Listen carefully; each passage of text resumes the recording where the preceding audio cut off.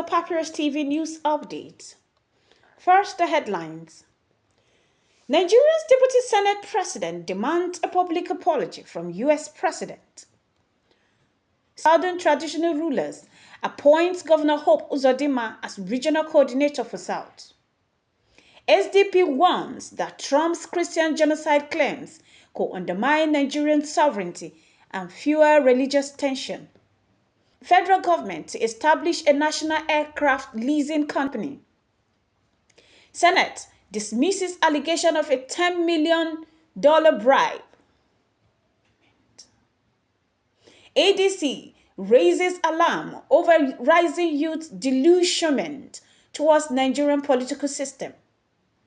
Professor Chukwuma Charles Solodo wins a second term as Anambra State Governor.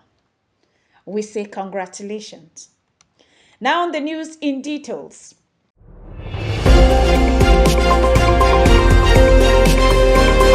Nigerian Deputy Senate President Senator Jibril Barrow is demanding a formal apology and immediate retraction from U.S. President Donald J. Trump following remarks hinting at possible military intervention in Nigeria. Barrow condemned the comments as reckless and undiplomatic, stressing that no sovereign nation should be threatened under any guise. He urged the federal government to summon the U.S. ambassador for clarification, warning that such statement risks damaging decades of diplomatic cooperation. Barrow also called on the international community to discourage political intimidation and protect mutual respect between nations. Moving on to the southern part of Nigeria, the Southern Traditional Rulers Forum has appointed Imo State Governor Senator Hope Uzodinma as regional coordinator for the South. Traditional rulers from the Southwest, Southeast, and South-South says Uzodinma's leadership experience and diplomatic approach makes him the right figure to drive regional unity and collaboration. The governor pledged to promote peace, deeper economic partnership, and cultural preservation across southern Nigeria. The national chairman of the Social Democratic Party, SDP, Shehu Gaban, has strongly criticized President Trump's claim of a Christian genocide in Nigeria. Gaban described the comment as dangerous, misleading, and capable of worsening religious tension. He urged the Nigerian government to lodge a formal protest and cautioned Nigerians against embracing divisive foreign narrative. According to him, only Nigerians can resolve their domestic issue and shape the country's future. The federal government has announced plans to set up a national aircraft leasing company aimed at reducing airline dependence on costly foreign lessors. Aviation Minister Festus Keyamo says the initiative will be executed through a public-private partnership will strengthen local airlines operation, create jobs, and reduce capital flight. The project is also expected to expand Nigerian MRO capacity and enhance aviation safety standard. The Senate has outrightly denied allegations circulating online that lawmakers receive a $10 million bribe during the NERC chairman screening.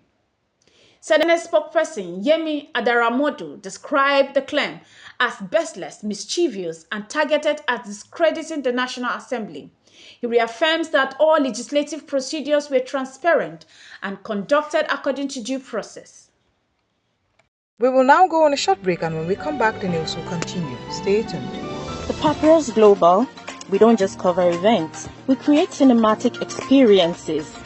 From red carpets to birthdays, gala dinners, and your fairy tale weddings, we bring your moments to life with high-tech precision.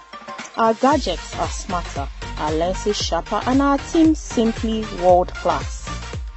Trust the Papyrus Global to tell your story in the boldest, brightest way possible.